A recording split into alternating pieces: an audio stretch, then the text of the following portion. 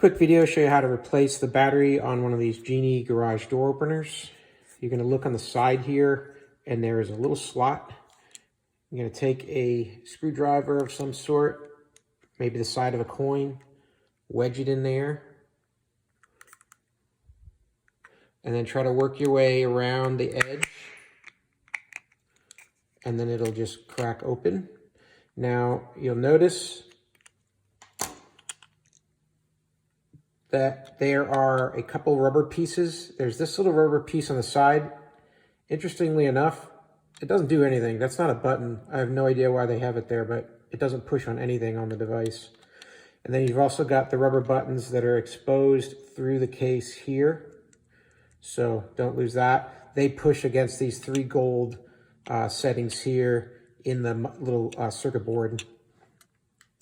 So you take out that little circuit board, and there's your battery.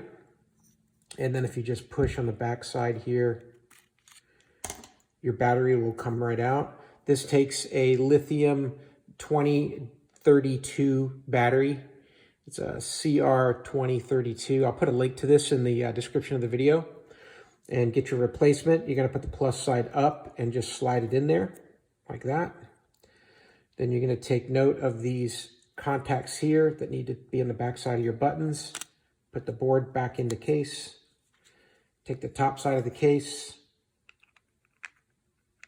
and set it on top, and then just click it into place like this. It'll just snap together.